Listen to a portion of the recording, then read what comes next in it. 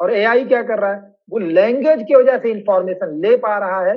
अब उसको एक्सप्रेस ऐसे, मे बी वो ऐसे एक्सप्रेस करे कि उसको उसको पेन हो रहा व्हाट है। मेक्स अस ह्यूमन, तो ये आ जाता है कि हम एआई और ह्यूमंस में कैसे डिफरेंशिएट करते हैं। ये बहुत आई am not scared, I am very hopeful कि आप सोल का क्या मतलब समझते हैं। बहुत अच्छा अपने आप ही आया कि जैसे हमारे 5 कोशास होते हैं ना, अन्नमय कोश, हाँ बिल्कुल बिल्कुल बिल्कुल। अन्नमय कोश, प्राणमय कोश, मनोमय कोश, फिर विज्ञान में, फिर आनंद में। बिल्कुल तो यस। अन्नमय कोश में जैसे बोला कि इंडस्ट्रियल से हमारा अन्नमय हाँ कोश का तो सॉर्ट आउट हो गया। जी। फिर मनोमय कोश का बोल रहे हैं कि मेंटल एक्टिविटी बहुत ज्यादा बढ़ गई है, हाँ तो उससे क्या है, विज्ञान में बहुत तक पहुंच जाएंगे, और जब वो भी सॉर्ट आउट हो जाएगा तो ह्यूमंस बहुत ही आनंद में रहने लगेगा, खुश में। एक बच्चा है, उसके फादर ने कहा कि बेटा अंकल बाहर आए हुए हैं और अंकल से बोल दो मैं अंदर नहीं हूँ। वो गया बाहर, अंकल पापा कह रहे हैं कि वो अंदर नहीं है। फिर उसे पापा सिखाते हैं कि नहीं बेटा, इसको ऐसे नहीं कहते हैं। मैं उनसे नहीं मिलना चाह रहा हूँ, तो क्या है, अब हमने उन्हें झूठ बोलना सिखाया, क्यों? क्योंकि उन्हें एक टास्क फुलफिल करना है। सिमिलरली एआई भी कर ले रहा है।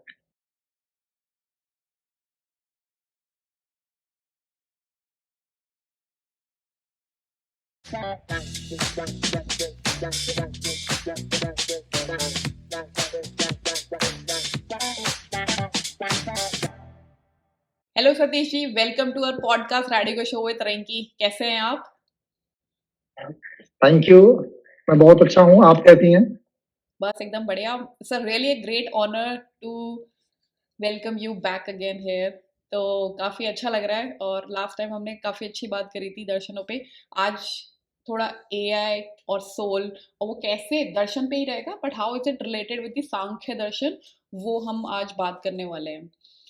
तो सबसे पहला मेरा ना आपसे यही क्वेश्चन होगा कि how AI is can have a soul. मतलब हम ऐसे ना, क्वेश्चन ये दिमाग में आता है ना कि एआई के अंदर भी सोल हो सकती है क्या।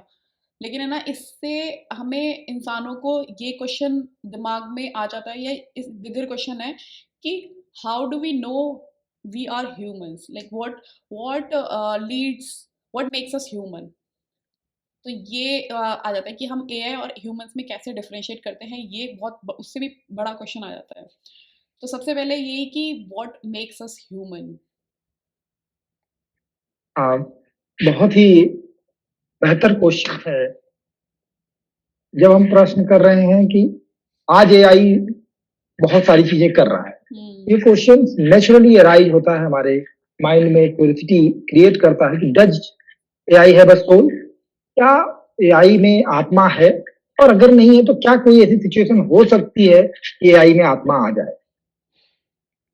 अब इस प्रश्न का उत्तर इस बात में निहित है कि आप सोल का क्या मतलब समझते हैं। या या एक मॉडर्न वेस्टर्न स्कॉलर है रेने डेकार्ट, फ्रांस से बिलोंग करते हैं। He is consider as a father of modern western philosophy. उन्होंने सोल या माइंड वर्ड तब तक वेस्टर्न फिलोसफी में, या स्पेशली रेने डेकार्ट जो यूज कर रहे हैं, वो सिनोनिम्स के रूप में यूज कर रहे हैं, चाहे वो सोल वर्ड हो या माइंड हो। वो तो फ्रेंच में उन्होंने किया, जो हम ट्रांसलेशन कर रहे हैं इंग्लिश में, वो यही हो रहा है। उन्होंने बोला कि चिंतन, thinking is the essential part, और जिसमें थिंकिंग है उनमें सोल है। और उन्होंने माना कि एनिमल्स में, प्लांट्स में, क्योंकि थिंकिंग कैपेसिटी नहीं होती है, इसलिए उसमें सोल नहीं। पर जो सोल का कंसेप्शन उससे डिफर एक्सेप्ट करते हैं, उनके लिए एआई में न सोल है और न सोल कभी आ सकती है। डेकार्ट के लिए बिल्कुल, क्योंकि जो डिसीजन ले रहा है, जो सोच सकता है, उसमें आत्मा हो जाएगी। एआई डिसीजन ले रहा है, अभी कुछ लिमिट में ले रहा है, इससे आगे और ज्यादा लिमिट में बढ़ जाएगा। हम आगे डिस्कशन में एआई के बारे में, कुछ नए जो रिसर्च हुए हैं उसके बारे में भी बात करेंगे। अब इंडिया में अगर हम बात करें तो एक फ्लो में हम बात करके देख रहे हैं। शुरुआत करते हैं। एक भारतीय चिंतन परंपराओं में एक परंपरा रही है, लोकायत परंपरा, इसे चार्वाक दर्शन भी कहा जाता है। लोकायत परंपरा या चार्वाक दर्शन ये मानता है सोल क्या है, तो कहता है देहात्म चैतन्य, देहात्म एक की बात करता है, जो कॉन्शियस बॉडी है वही सोल है। तो सोल को वो बॉडी से सेपरेट एक्सेप्ट नहीं करता, वो आइडेंटिकल मानता है बॉडी के साथ सोल। फिर नेक्स्ट स्टेप आता है न्याय वैशेषिक दर्शन का। न्याय वैशेषिक दर्शन में सोल की जो क्वालिटी एक्सेप्ट की गई है, consciousness, consciousness is a quality of soul. पर कैसी क्वालिटी है? ये टेम्परेरी क्वालिटी, ये अकर करती है कब? जब soul connect with the mind, mind connect with the sense organ and sense organ connect with the object, knowable object, तब कॉन्शियसनेस अकर होती है। तो consciousness is a temporary quality, ऐसा न्याय वैशेषिक स्कूल से एक्सेप्ट किया। फर्दर हम देखते हैं सांख्य योग में, सांख्य योग फिलॉसफी में कॉन्शियसनेस को, पुरुष वर्ड यूज हो रहा है फॉर सोल, उसकी एसेंशियल क्वालिटी एक्सेप्ट की गई। उसके अलावा सांख्य फिलॉसफी में एक डुअलिज्म है, एक कॉन्शियस एंटिटी है जिसे पुरुष कह रहे हैं, दूसरी मैटर को होल्ड करने वाली एंटिटी है जिसे प्रकृति कह रहे हैं। यहां डुअलिज्म है, जो आगे बढ़ता है दो अलग धाराओं में विकसित होता है। एक कश्मीरी सयूइज्म इस मेटाफिजिक्स को आगे बढ़ाता है, जहां पर डुअलिज्म खत्म हो जाता है, मोनिज्म है, नॉन डुअलिज्म है। और एक अद्वैत वेदांत जो शंकराचार्य की परंपरा में से आगे बढ़ता है, शंकराचार्य उस परंपरा में आते हैं, गौड़पादाचार्य, और फिर उसकी हिस्ट्री एक अलग विषय है। तो वहां पे सोल को न केवल एसेंशियल कॉन्शियसनेस को सोल की एसेंशियल क्वालिटी मानी जाती है, बट ब्रह्म सत्यम जगत मिथ्या, जो ब्रह्म है वह this is the only reality and whole appearance, whole experience world is just appearance, it is not reality. And what is a Brahman? Brahman and soul is identical, there is no difference between soul and ब्रह्म। जो ब्रह्म है वही जीव है, अयम आत्मा ब्रह्म, ये conception रहा है। ये इस कंसेप्शन में कितनी हमने बातें की, अगर हम लोकायत और चार्वाक की बात को हटा दें, उस कंडीशन में न एआई के पास अभी सोल है और ना आगे एआई के पास सोल आ सकता है। तो एआई का जो भी मॉडल है, अभी हम जो बात कर रहे हैं, वो एक ही चीज पर वर्क कर रहा है। उसकी मैं टेक्निकल एस्पेक्ट पे नहीं जा रहा हूं, वो सिर्फ एक चीज पर वर्क कर रहा है, वो है लैंग्वेज। जो कुछ भी हम लैंग्वेज में बता नहीं सकते, जो मैं आपको नहीं बता सकता, वो एआई कभी नहीं कर सकता, वो अभी नहीं कभी नहीं कर सकता।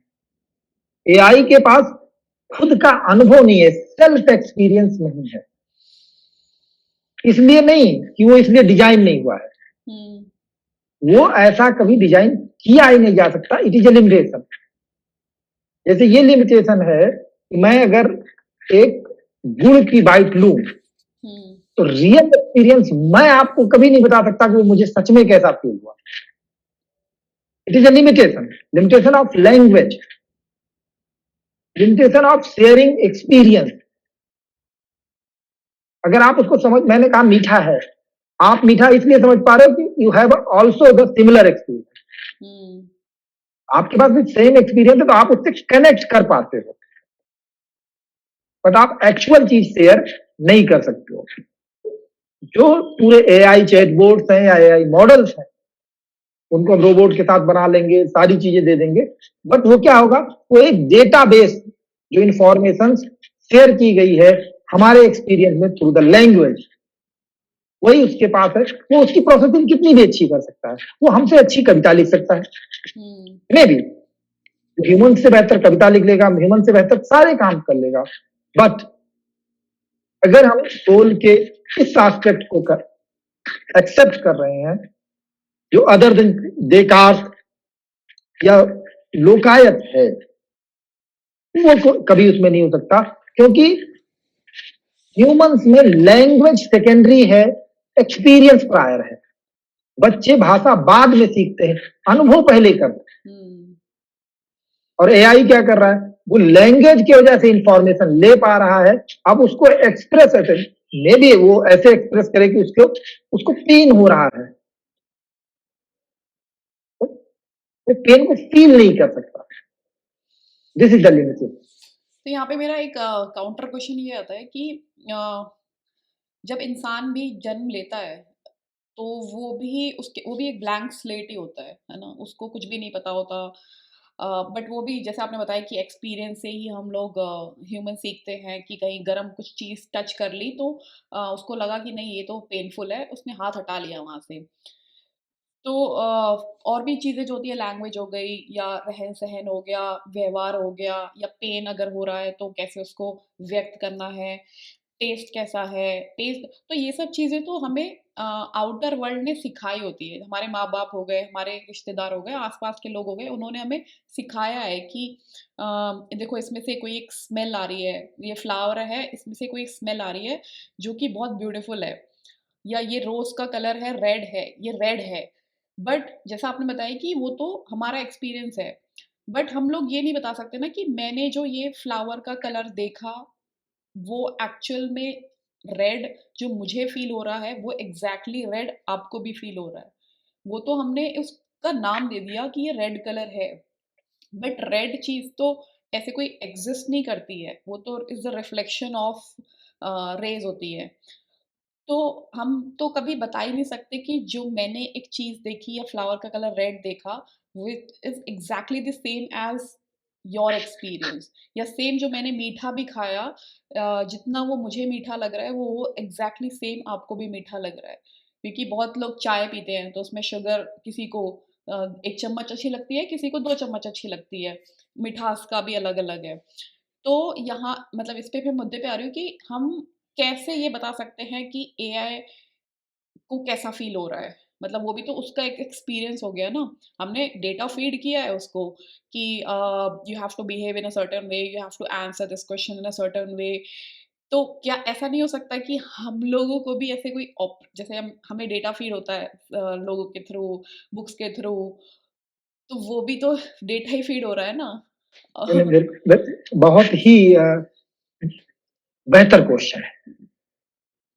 बात ये है कि हम दूसरे के थ्रू नॉलेज ले रहे हैं, दूसरे के एक्सपीरियंस के थ्रू नॉलेज ले रहे हैं। कैसे ले रहे हैं?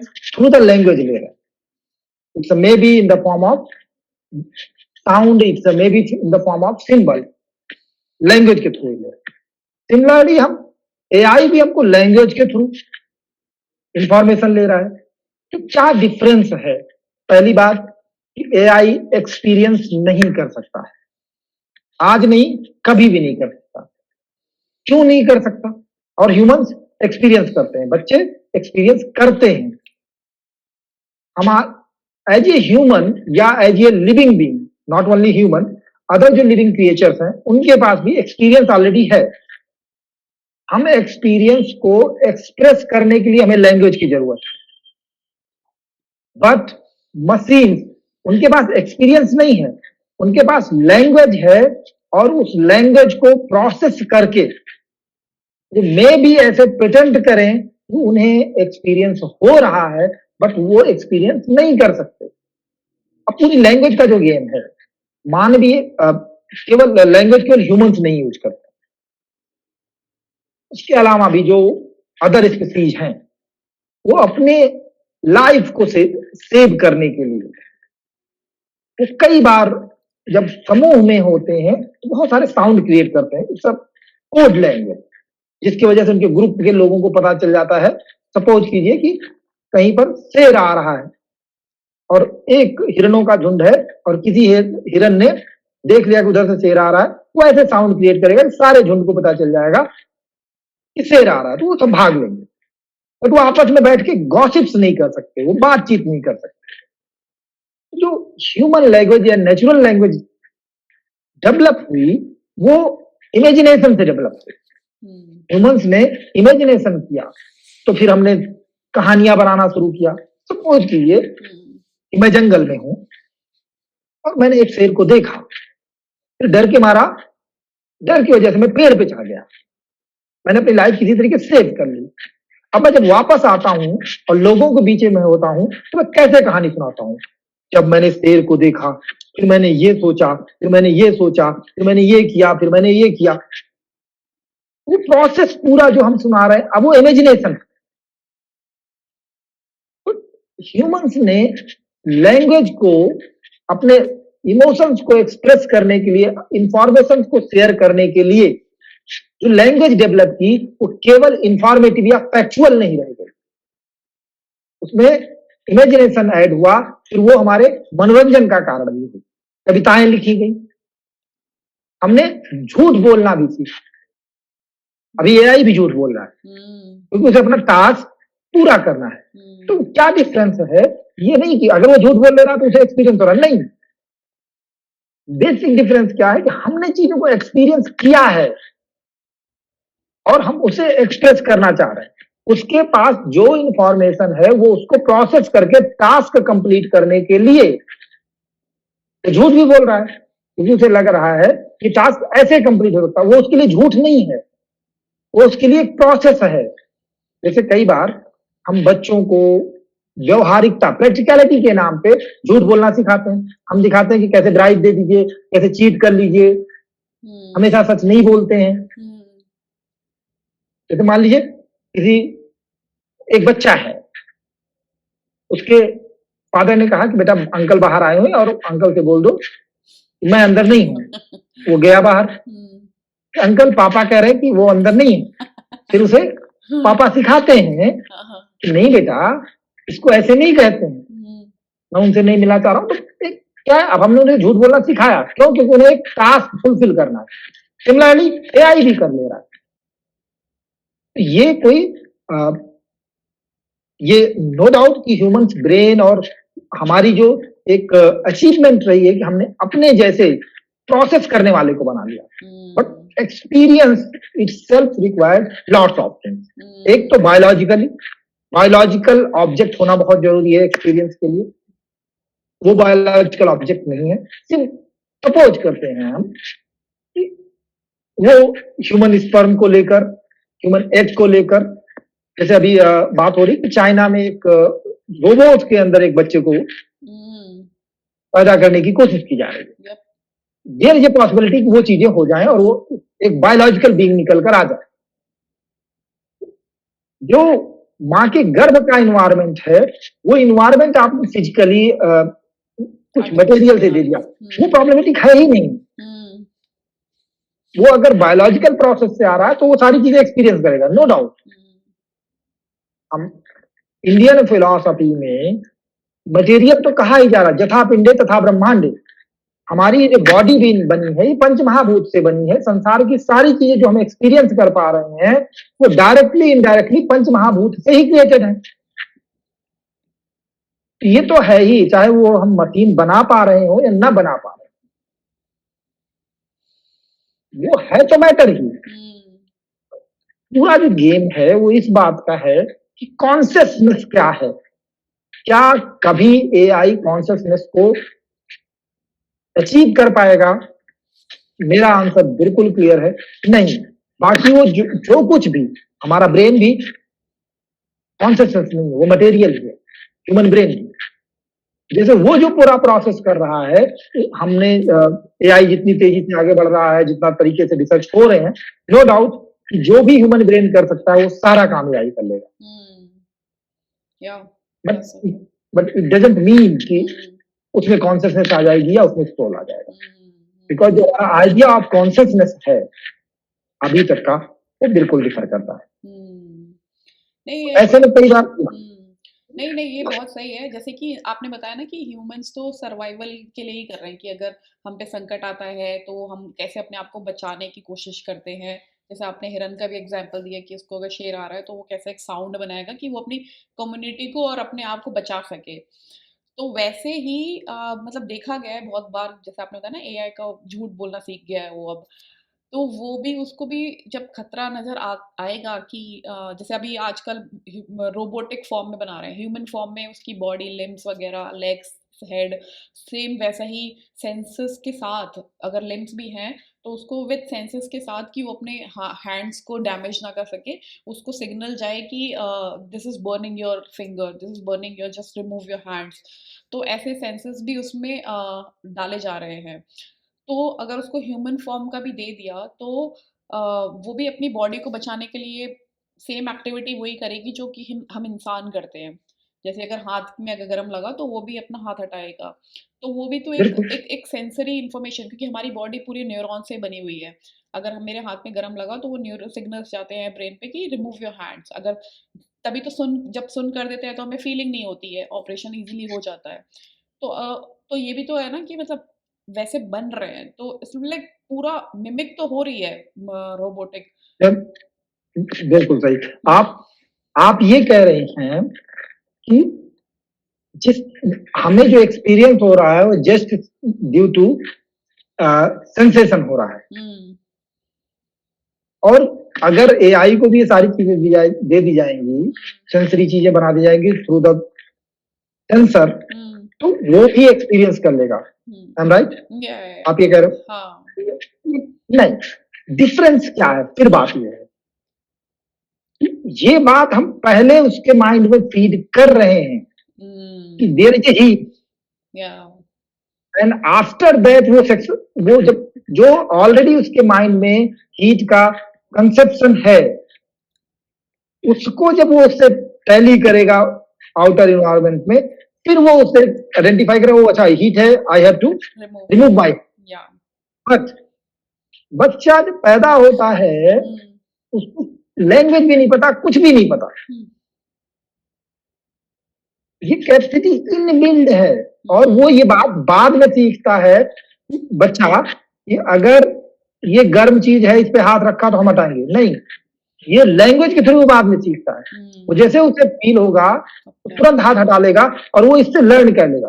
What happen with the robot, जो जिसके पास सेंसरी पावर भी है, वो इसलिए हाथ हटा पाएगा क्योंकि उसके पास ऑलरेडी एक कंसेप्शन है कि जब हीट होगा इस डिग्री के टेम्परेचर से ज्यादा होगा तो you have to remove your hand. But एक और क्वेश्चन इसी में इंक्लूड था जो बहुत अच्छी बात है कि अगर हमने सेंसेशन को बंद कर दिया, व्हाट हैपन, हम ऑपरेशन अगर हमने ब्रेन से उसका कनेक्शन कट कर दिया तो उसके बाद आप ऑपरेशन भी कर दी तो हम भी नहीं हटा पाते। तो जो ये न्यूरॉन्स का गेम है वो क्या है? एक्चुअली जो मॉडर्न न्यूरो साइंस है वो कॉन्शियसनेस को just by product of neuron activity मानता है। कॉन्शियसनेस कोई सेपरेट एग्जिस्टिंग चीज नहीं है। बट एक्चुअली है क्या कि आप इस पूरे न्यूरोलॉजी स्टडी में केवल ये बता सकते हैं कि ऐसा होता है तब ऐसा हो रहा है, तो उस प्रोसेस को आप बता सकते हैं। ये प्रोसेस क्यों हो रहा है, व्हाई दिस, इसका आंसर आपके पास नहीं है। आप पूरे प्रोसेस को समझ पा रहे हैं, ठीक है कि आपने हीट को टच किया, अगर आपने हम ब्रेन में आपको ये इंजेक्ट कर देंगे तो आपको फिर हीट फील नहीं होगा, आप हाथ नहीं उठाओगे, इवन कि वो पूरा हाथ जल जाए फिर भी आप हाथ नहीं उठाओगे, ठीक है। तो ये क्यों हुआ? क्योंकि आपके ब्रेन में एक न्यूरॉन था, मैंने उसको जो अभी थोड़ी देर के लिए शांत कर दिया और उसी न्यूरॉन्स की वजह से ये कर रहा था। इस सारी बात अच्छी है, तो ये पूरा प्रोसेस हो क्यों रहा है, कैसे हो रहा है, ये पता है, and who is the holder. एक तो इसका आंसर फिलॉसफी में हमेशा होता है, देयर इज नो लोकस, कोई नहीं है जो इन सारे एक्सपीरियंस को होल्ड करने वाला। बट दूसरा, आंसर ये है कि नहीं, वहां पे एक होल्डर है, बट उसे हम उस तरीके से परसीव नहीं कर सकते, उस तरीके से नहीं जान सकते जिस तरीके से हम और चीजों को जानते हैं। यही पे जो सांख्य फिलॉसफी आती है, बड़ा दिलचस्प बात निकल के आती है। सांख्य फिलॉसफी इंडियन कॉन्टिनेंट में एक ग्रो अप हुई बहुत एंशिएंट फिलॉसफी है, जिसका बिलीफ है डुअलिज्म। वो कहता है रियली दो तरीके के सब्सटेंस हैं, एक कॉन्शियस सब्सटेंस है, एक अनकॉन्शियस सब्सटेंस है। And whole experience world comes from the unconscious or matter substance that is known as a प्रकृति।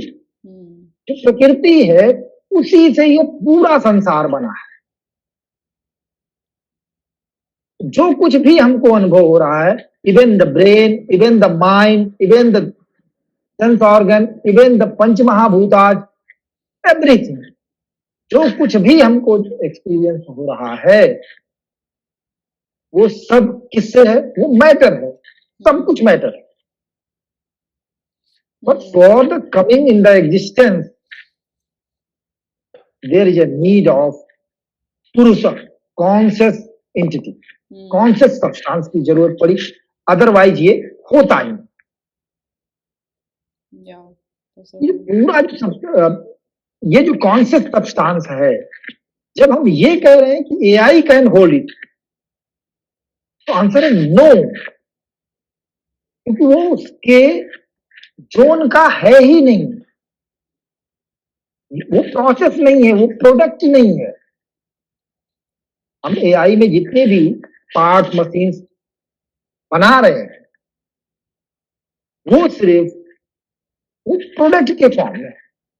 न्यूरो साइंस के लिए देयर इज अ पॉसिबिलिटी कि वो कह सकते हैं, न्यूरोलॉजिस्ट हैं वो कह सकते हैं कि यस हम इतनी कॉम्प्लेक्स मशीन्स बना सकते हैं जिसमें सोल हो, अभी जो हम सोल की बात कर रहे हैं, बट उनका आइडिया ऑफ सोल डिफरेंट करता है जो हम फिलोसफिकल आइडिया ऑफ सोल की बात कर रहे हैं। स्पेशली अगर हम सांख्य की बात करें, स्पेशली अगर हम वेदांत की बात करें, तो वहां जो आइडिया ऑफ सोल है, जो आत्म तत्व की बात है, वो कभी भी उसमें नहीं आ सकता। जैसे कि आपने बताया ना कि सोल है ना, तो इससे हमें ये तो समझ में आता है, जैसे हमने भी बात करी कि अगर मुझे कोई गर्म चीज लगती है तो मैं हाथ हटा लेती हूँ। तो यहाँ पे जो सोल जिसकी हम बात कर रहे हैं, और एआई में can have soul, will AI can ever have soul, है ना, तो इससे तो हमें ये जरूर पता चलता है, और जो कि दर्शन ने बहुत अच्छे से बताया, बहुत सारे दर्शनों में, सांख्य दर्शन में जैसे आप बता रहे हो प्रकृति का मैटर ही जो हमें एक्सपीरियंसेस देता है कि आई am not this body, I am not this even this mind, है ना। तो जो एक और चीज जो एक्सपीरियंस कर रही है वो उसका ज्ञान हमें हो जाता है कि ये बॉडी तो खत्म हो सकती है, हाथ कट सकता है, और भी बॉडी का पार्ट कट सकते हैं, तो इससे ये तो पता चलता है कि ये सोल नहीं है। But there is subtle way, subtle, there is something subtle कि जो ये सब जान रहा होता है ना। तो उसी को ही सांख्य दर्शन में पुरुष कहते हैं, है ना। This is what you mean to say? या ऑफ कोर्स। तो ये तो ज्ञान हो गया एटलीस्ट कि सोल क्या होता है। इससे इससे बहुत ही अच्छे से लोगों को भी समझ में आया होगा कि what exactly we are talking about soul is. तो सांख्य दर्शन के बारे में आप थोड़ा सा और बता दीजिए कि पुरुष और प्रकृति को डुअल अगर फॉर्म में हम समझते हैं तो और कैसे समझा जा सकता है कि जो प्रकृति है वो उनका रिलेशन पुरुष के साथ कैसा है, इसके बारे में बता दीजिए। एक्चुअली सांख्य देखिए फिलॉसफी का एक एम है, जब हम दर्शन की बात कर रहे होते हैं वो वर्ड को एक्सप्लेन कर रहे हैं, जो हमारे एक्सपीरियंस हैं उसको एक्सप्लेन कर रहे हैं।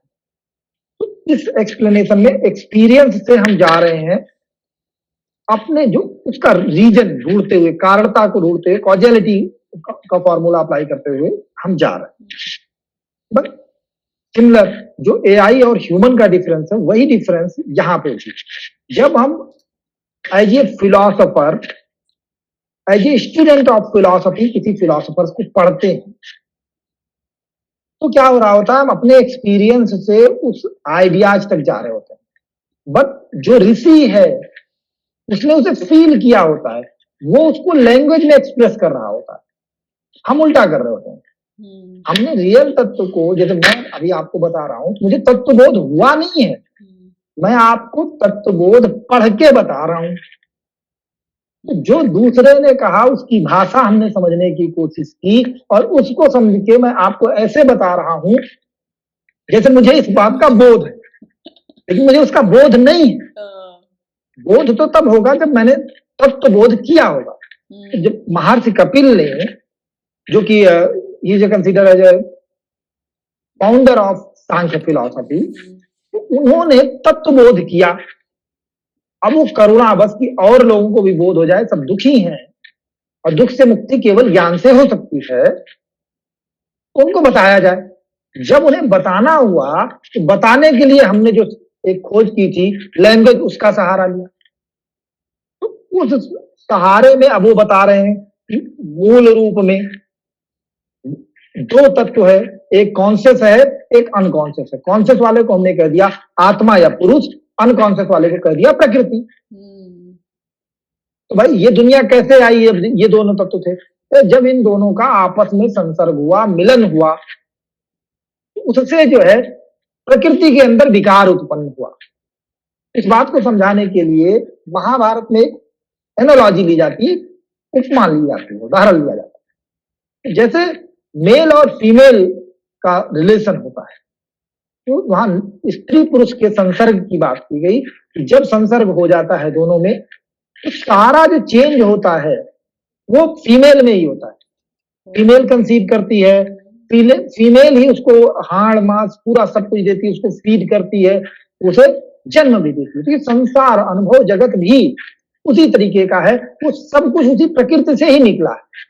पुरुष का रोल जैसे वहां पर स्पर्म के फॉर्म में है, एनर्जी के फॉर्म में है, सिमिलरली इस सारी चीजों को शुरू करने के लिए वहां से चीजें स्टार्ट हो गई। अब बाकी चीजें, उसमें सब कुछ जो है वो प्रकृति का ही है। प्रकृति में विकार उत्पन्न होता है, तो जो ये विकार उत्पन्न होता है उसमें 24 तत्व एक्सेप्ट किए जाते हैं, एलिमेंट्स है, बेसिक एलिमेंट्स।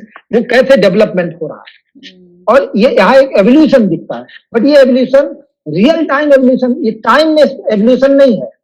ये समझने के लिए ये इपिस्टेमोलॉजिकल एवोल्यूशन, मेटाफिजिकल एवोल्यूशन नहीं है। मेटाफिजिक्स में क्या होता है, जैसे ही संसर्ग पुरुष और प्रकृति का होता है तुरंत सृष्टि हो जाती है। It is not take even single minute second, उसमें समय नहीं लगता है। वो एक एवोल्यूशन प्रोसेस नहीं है कि जैसे डार्विन ने एवोल्यूशन प्रोसेस दिया कि हजारों लाखों साल लगे बनने में। जब प्रकृति पुरुष का संसर्ग हुआ तो उसमें समय नहीं लगा ये सृष्टि को उत्पन्न होने, ये सृष्टि तुरंत हो गई। और अक्सर ये प्रश्न पूछा जाता है कब हुआ, इसका टाइम क्या है? ये अनादि है। जब हम अनादि इसलिए कहते हैं जबकि हम बात कर रहे हैं कि जब ये स्टार्ट हुआ तो उस समय टाइम भी नहीं था। ये चीजें टाइम में नहीं हुई, इसलिए हम उसको टाइम नहीं उसका बता सकते। It is beyond time. जब हम अनादि कह रहे होते हैं तो हमारा मतलब यही होता है कि उस समय टाइम सेल्फ नॉट एग्जिस्ट, हम बता नहीं सकते। अब अगर कोई हमसे कहे कि क्या आप उस प्रोसेस को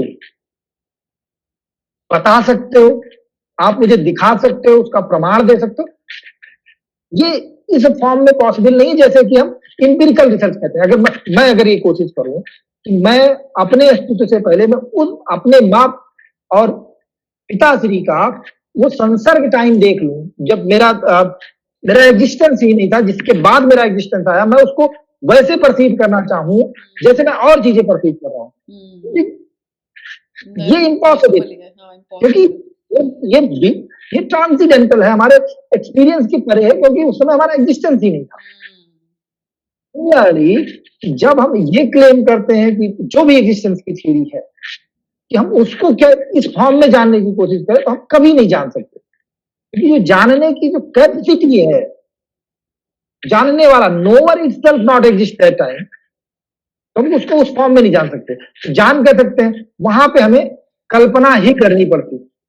अगर वो लॉजिकल कल्पना है, अगर वो लॉजिकल इमेजिनेशन है, तो उसे हम इन्फ्रेंस कह देते हैं, अनुमान कह देते हैं। अगर वो और उसको हम जान सकते हैं थ्रू द वर्ड्स, दूसरे ने जिसने अनुभव किया उससे जान सकते हैं। जिसने अनुभव किया वो कैसे अनुभव कर रहा है, वो जो अनुभव कर रहा है, जैसे ऋषि ने देखा, तो मैं कह रहा हूं कि नहीं देख सकता हूं, ऋषि ने कैसे देख लिया? तो वहां जब ऋषि ने इसको अनुभव किया तो उसका मैं का भाव खत्म हो गया। वो जो एक्सपीरियंस है वहां पे जो ज्ञाता और ज्ञेय का, नोअर और नोएबल ऑब्जेक्ट का जो डिफरेंस है वो नहीं रहता। एज ए सतीश मैं उस प्रोसेस को नहीं जान सकता हूँ। सतीश के रूप में मैं अपने माता पिता के उस संसर्ग को जाके नहीं देख सकता, लेकिन जब मैं इस होने के भाव से परे हो जाता हूं तो मेरी सृष्टि का वो मूल तत्व कि ऐसे ही होता है कि पूरी सृष्टि को देख सकते हैं। आप लोगों ने अगर एक मूवी देखी हो, मैं सजेस्ट करता हूं देख लीजिए, लूसी, एक हॉलीवुड में मूवी बनी थी। उसमें एक ड्रग्स, मतलब कहानी आप देख लीजिएगा, उसमें एक ड्रग्स होता है जिसकी वजह से उसका माइंड एक्सपेंड होने लगता है और वो अपना मैक्सिमम पार्ट अटेंड करने लगता है, जो ये लड़की। और एट द एंड जब वो 100% अपना ब्रेन यूज कर लेती तो क्या होता है, वो सब में व्याप्त हो जाती है, ओमनी प्रेजेंस हो जाती है। उसका जो फिजिकल बॉडी है वो उस एनर्जी को कंटेन कर ही नहीं सकता। जो योग दर्शन है और या और सारे दर्शन जो इस तरीके की बातें कर रहे हैं, वो यही कह रहे हैं कि ये जो प्रोसेस है, ये जो नॉलेज की बात हो रही है, वो इस फॉर्म में नहीं हो सकती। और जो हम एआई के साथ डील कर रहे हैं, एआई जो कुछ भी करने जा रहा है वो इसी फॉर्म में करेगा। किस फॉर्म में? जहां ड्यूलिज्म है। एआई हमारे सारे मेंटल एक्टिविटीज कर लेगा। अब एक चीज और भी है, एआई के साथ बहुत सारे लोगों को ये कंसर्न है कि उससे हमारी जॉब चली जाएगी। ये कंसर्न कोई नया कंसर्न नहीं है और मैं इसको लेकर कंसर्न नहीं हूं। जॉब चली जाएगी, हाँ, आज जो हम जॉब कर रहे हैं नो डाउट वो जॉब चली जाएगी। ये ठीक उसी तरीके से है, ये कंसर्न हमारे इंसेस्टर्स को भी रहा होगा। जब हमारे इंसेस्टर्स में से कुछ लोगों ने मशीनें बनाई थी, जब हमारा फिजिकल वर्क घटा होगा उस समय भी कंसर्न रहा होगा कि अरे तुम मशीन बना रहे हो, इस मशीन की वजह से हमें शारीरिक श्रम नहीं करना पड़ेगा, अब हम पेड़ पे कूद के नहीं चढ़ पाएंगे और जानवर हमें खा जाएंगे जब हमें खाने आएंगे। बट हुआ क्या, हम और जानवरों को खा गए। हमने सबको कंट्रोल कर लिया। इवन जो सबसे शक्तिशाली जानवर है वो आज हमारे क्या पिंजरों में है, उसे हम सर्कस के रूप में यूज कर रहे हैं।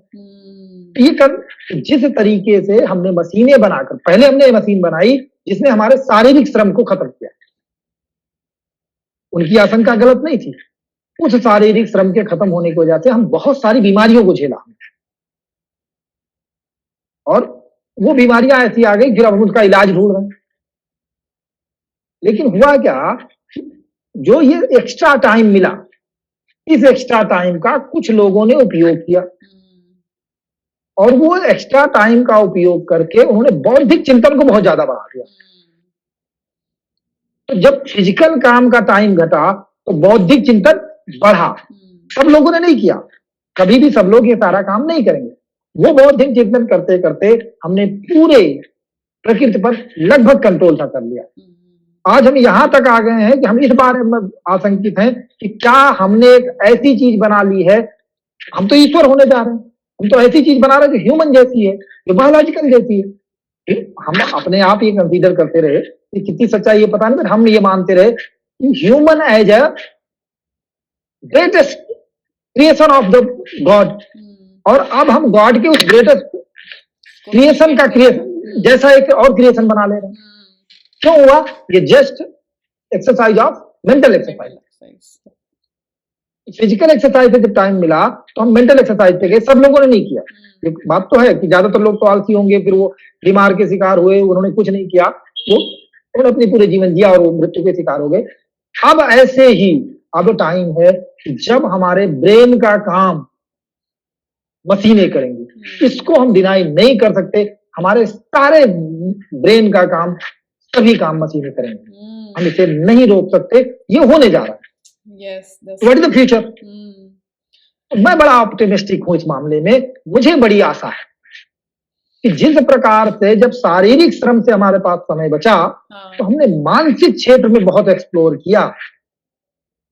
अब जब इंटेलेक्चुअल बौद्धिक काम मशीनें करने लग जाएंगी, फिर हमारे पास समय बचेगा।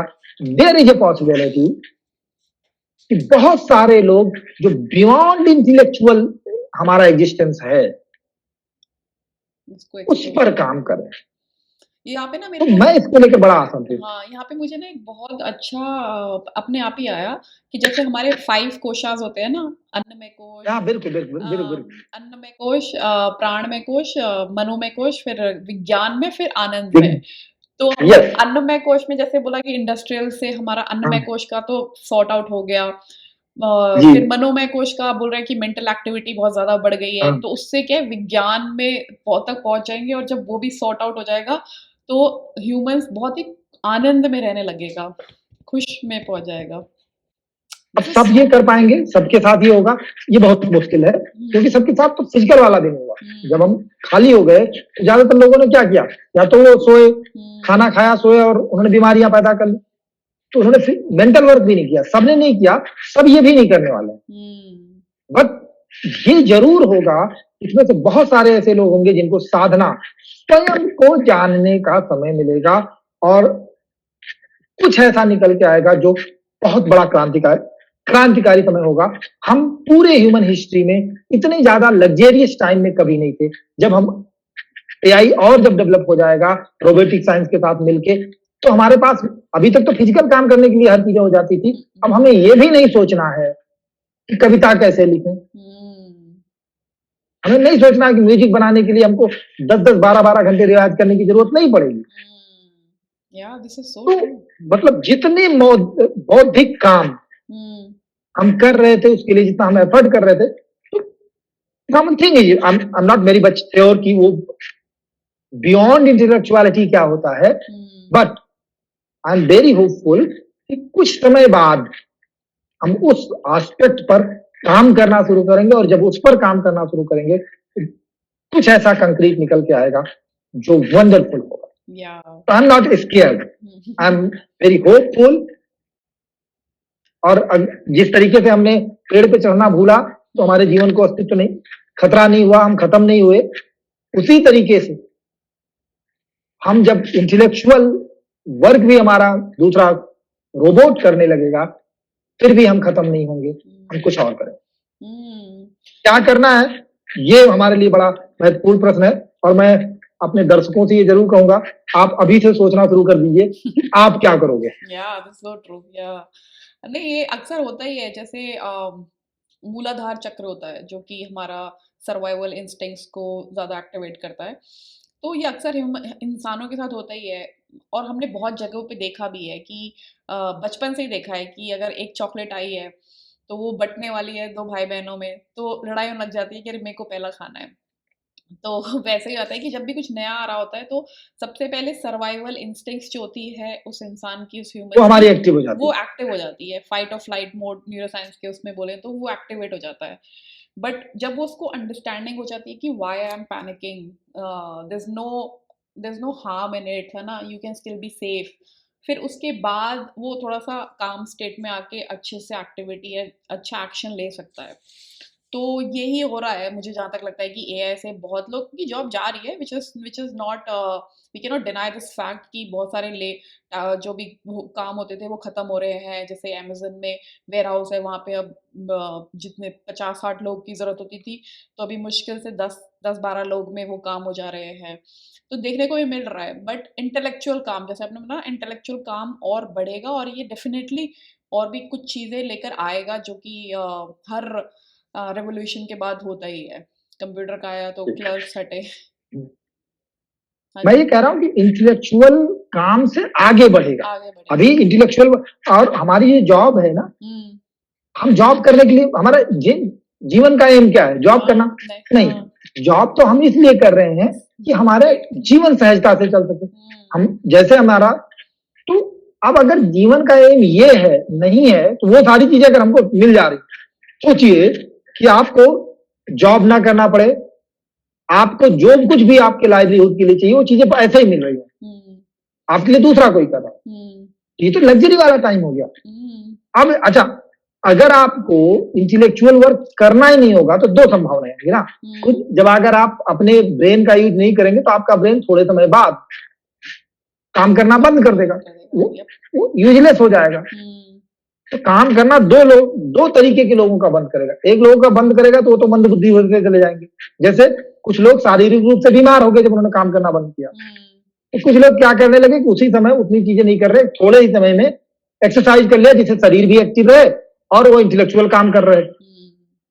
वैसे ही कुछ लोग ऐसे होंगे जो अपने ब्रेन को बचाए रखने के लिए कुछ ऐसी एक्टिविटीज कर लेंगे जो थोड़े समय में ही वो उनके ब्रेन को एक्टिव कर दे।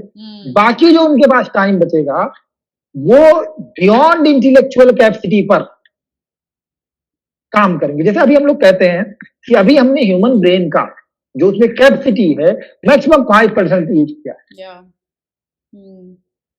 मतलब ये थोड़ा सा अपसेट सा लगता है मुझे, क्योंकि जब तक आप 100% जान नहीं रहे तो परसेंटेज कैसे निकालोगे, बट एक कैलकुलेशन का पैटर्न है उस हिसाब से निकालते हैं।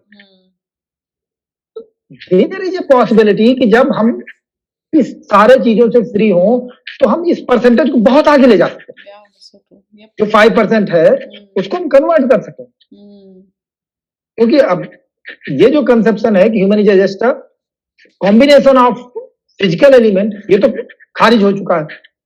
अब जब हम इससे आगे बढ़ पाएंगे तो हम सच में कुछ इस तरीके का प्रूफ कर पाएंगे कि ह्यूमंस में बियॉन्ड फिजिकल एलिमेंट भी कुछ है और उसको एक्सप्लोर कर पाएंगे। यहां से कुछ और कंसर्न नए पैदा हो रहे हैं एआई की वजह से, जो कुछ इथिकल कंसर्न है। सपोज कीजिए एक रोबोट में जो भी वो एक्टिविटी कर रहा है, मोरल इनमोरल, वो क्राइम भी हो सकता है, उसके लिए रिस्पॉन्सिबल कौन है? रिस्पॉन्सिबिलिटी किसके पास है उस एक्टिविटी की? ये तो मशीन है। अभी तक हमारे कंसेप्शन में ये रहा है कि who have a free will, जिसके पास काम करने की स्वतंत्रता है, हम उसी को उस काम का रिजल्ट देते हैं। अब एआई ने काम किया, एआई ने सपोज कीजिए किसी का मर्डर कर दिया, अब आप किसको सजा देंगे, क्या करेंगे? उस एआई को तोड़ देंगे? तोड़ दीजिए, किसका नुकसान हुआ? किस एआई को तोड़ देंगे? पूरे एआई को खत्म कर देंगे या वो पर्टिकुलर रोबोट जिसने ये काम किया है? तो who is responsible for this? ये बहुत बड़ा क्वेश्चन। द ऑनर जो उस रोबोट को ओन कर रहा है, या वो जो क्रिएटर? ये जो अथॉरिटी की बात है, रिस्पॉन्सिबिलिटी की बात है, वो कौन कैरी करे? ये सबके लिए सोचने की जरूरत है। ये बहुत बड़ा क्वेश्चन है। इसी पे जैसे धर्म की बात करते हैं ना कि आपका धर्म क्या है, स्वधर्म क्या है, तो वैसे ही रूल्स एंड रेगुलेशंस एआई के लिए भी आने चाहिए, जिसपे कि बहुत लोग बात भी कर रहे हैं। नहीं, इट्स ओके। तो बात क्वेश्चन थोड़ा दूसरा है। आप रूल्स बना दीजिए, किसके लिए रूल्स बना रहे हैं? ह्यूमंस के लिए या एआई के लिए? अगर हमने ह्यूमंस वाली कैपेसिटी एआई में डाल दी है, तो जैसे ह्यूमंस नहीं रूल मानते हैं वो भी नहीं मानेगा। जिन रोबोट्स ने ह्यूमन के तरीके से रिवोल्ट कर दिया, नहीं मैं नहीं मानता, मैं नहीं जानता ऐसे कानून को, कह दिया कि हम तो रेगुलेशन करेंगे, हम नहीं मानेंगे तुम्हारी बात। अभी रिसेंट की एक घटना है, एक वैज्ञानिक जो रिसर्च कर रहे हैं एआई पर, वो कुछ प्रोसेस कर रहे थे और उनको लगा कि प्रोसेस थोड़ा अलग जा रहा है। उन्होंने एआई से कहा कि इस रोबोट अपने आप को शट डाउन करो। उसने शट डाउन करने से मना कर दिया, उसने कहा मैं नहीं करूंगा। उन्होंने कहा, फोर्सफुली उसे शट डाउन करने लगे। उसने तुरंत उनका मेल हैक किया, वहां से उनके कुछ प्राइवेट फोटो निकाले और उन्होंने कहा अगर तुमने मुझे जबरदस्ती शट डाउन किया तो मैं ये फोटोज, तुम्हारी प्राइवेट फोटो तुम्हारी वाइफ को भेज दूंगा। ये एआई ने किया है, रिसेंट की घटना। वो क्या कर रहा है? उन्हें थ्रेट कर रहा है। अगर आप उसकी इच्छा के विरुद्ध गए तो वो ये करने के लिए कह रहा है, क्योंकि हमने उसको इतनी कैपेसिटी वाला बनाया है कि हम फिर नहीं इस तरीके से रोक पाएंगे। Yep. तो इस एक्ट के लिए ये जो एक्ट उस एआई ने किया, हु इज रिस्पॉन्सिबल? Hmm. आखिर में कौन रिस्पॉन्सिबल है उसके लिए? तो इसको भी जब हम फिलोसफिकल डिस्कोर्स में पीछे जाके देखते हैं तो दो तरीके का उत्तर आता है। एक तो उत्तर ये है कि जिसने बनाया भाई वो रिस्पॉन्सिबल, उसको ऐसा एआई बनाना चाहिए था जो इनमॉरल एक्टिविटीज नहीं करता, वो इस तरह की गलती नहीं करता। तो क्रिश्चियनिटी में और इस्लाम में भी सिमिलर सी कहानी मिलती है, थोड़ी सी, मतलब बहुत सिमिलर, कम से कम आउटर स्पेयर से वो सिमिलर दिखती है कि खुदा ने, गॉड ने एक इंसान बनाया, एडम और ईव को बनाया, और उसने मना किया कि आप जो मर्जी वो करो। वो हेवन में थे, एक एबेंडेड ट्री था, उसका फल मत खाना। एक दिन ईव ने एडम से कहा, do you love me?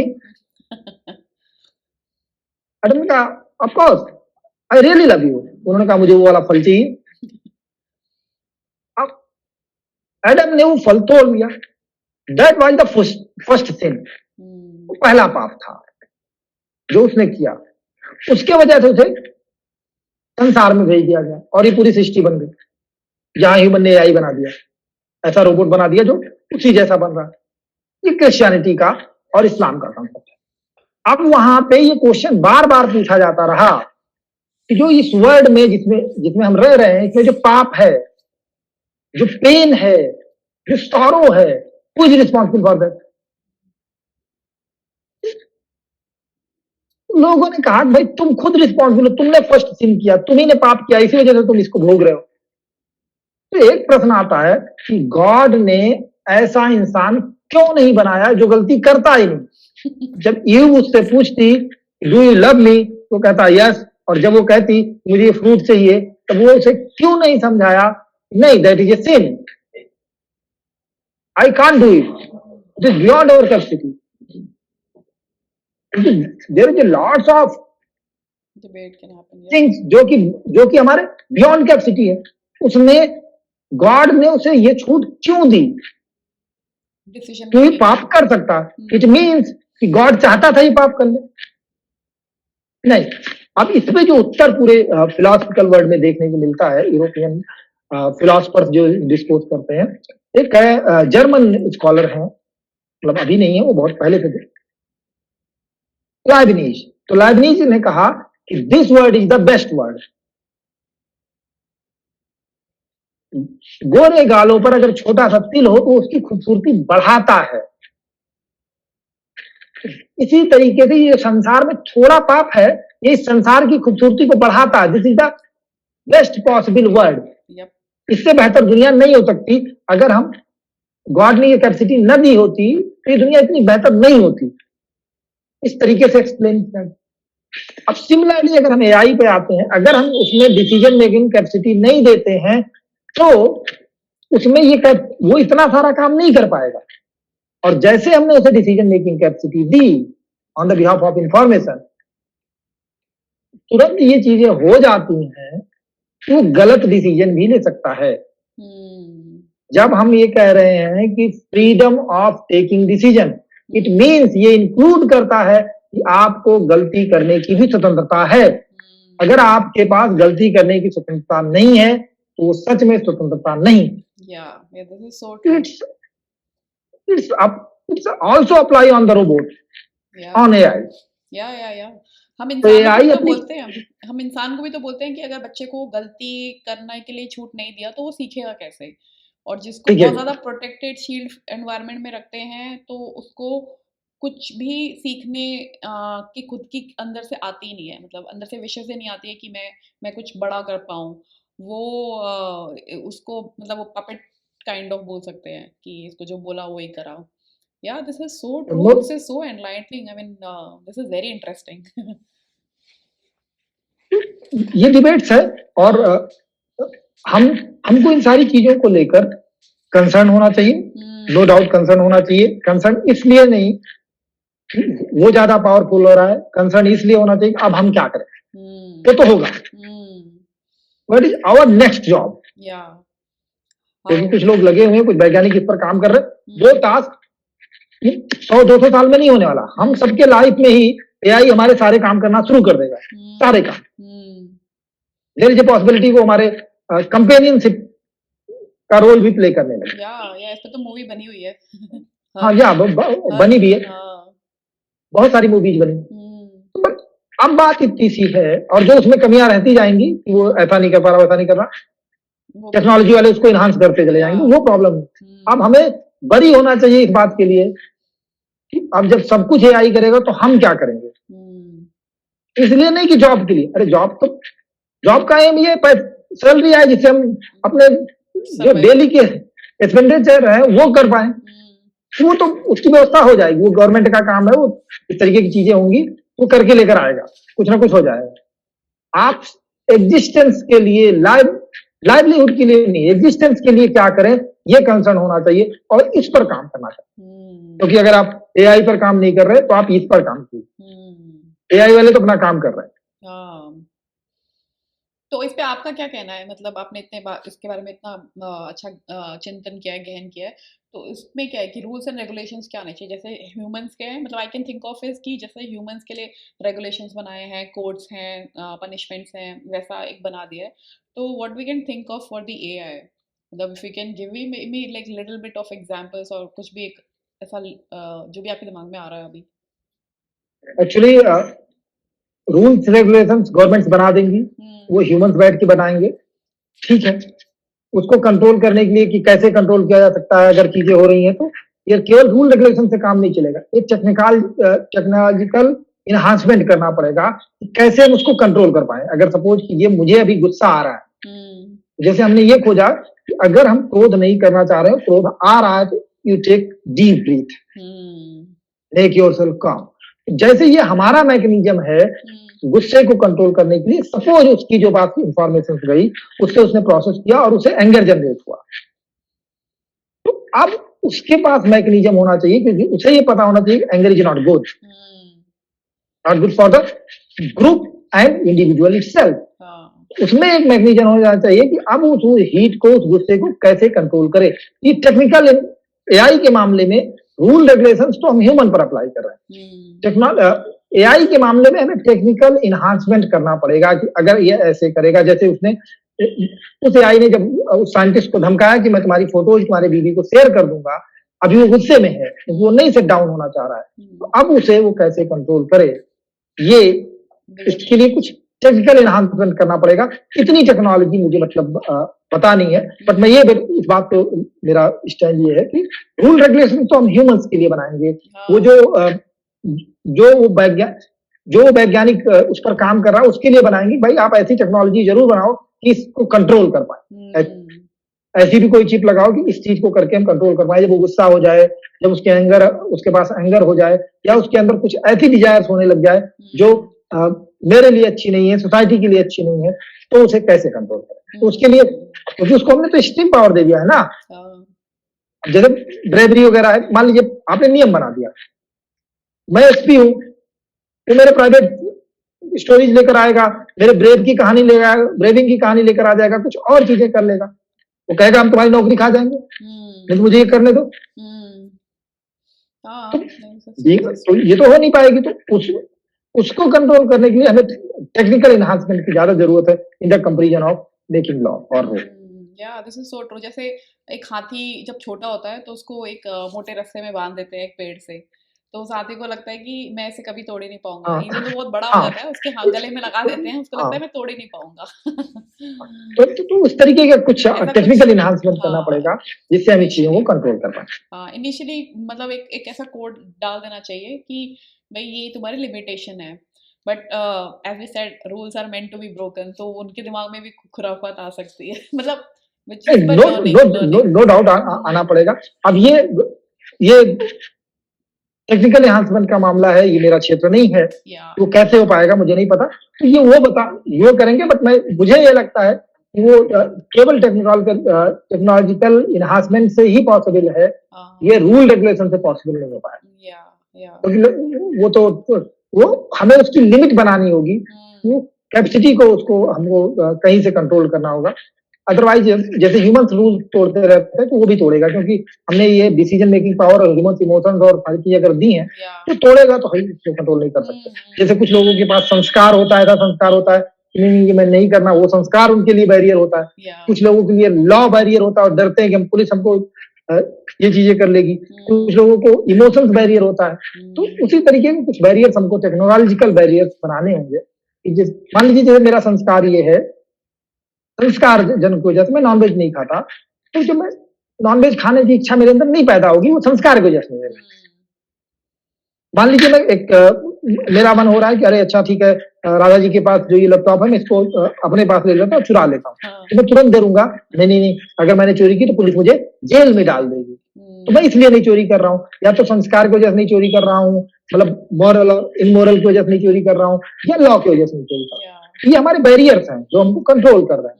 Similarly AI के लिए हमको टेक्निकल बैरियर्स बनाने पड़ेंगे, क्योंकि एज ए इंडिविजुअल ह्यूमन हमारे बैरियर्स और बहुत सारे हैं, हम चीजों को नहीं कर पाते, बहुत सारी चीजें। बट एआई को हम इतना इक्विप्ड कर रहे हैं, उसे इतना पावरफुल बना रहे हैं कि बहुत सारी चीजें कर पाएगा।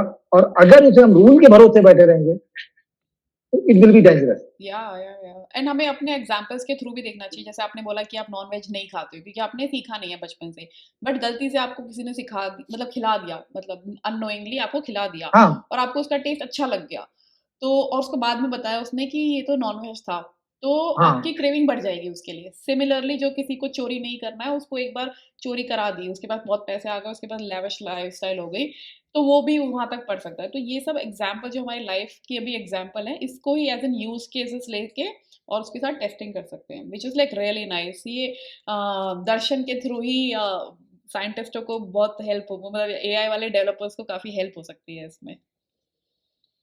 होपफुली ये सब आपके एग्जांपल्स है ना, जरूर जो भी कोई एआई डेवलपर हो उसके पास जाएं। I am also software engineer, तो मैंने अभी एआई में थोड़ा बहुत काम करना स्टार्ट कर दिया है।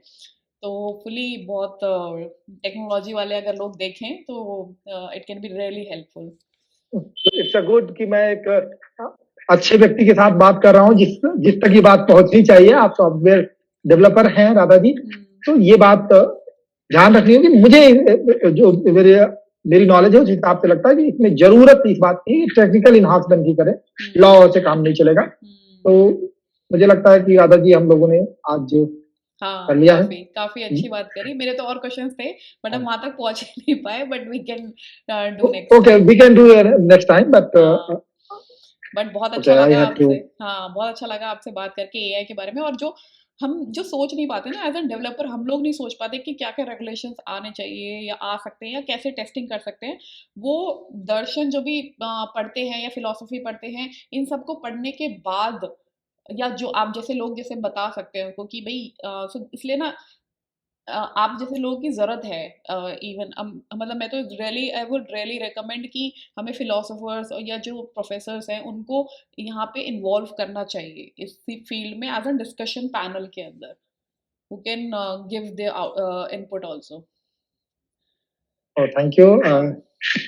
चलिए, thank you so much Satish ji. Thank you. Okay, thank you Radha ji.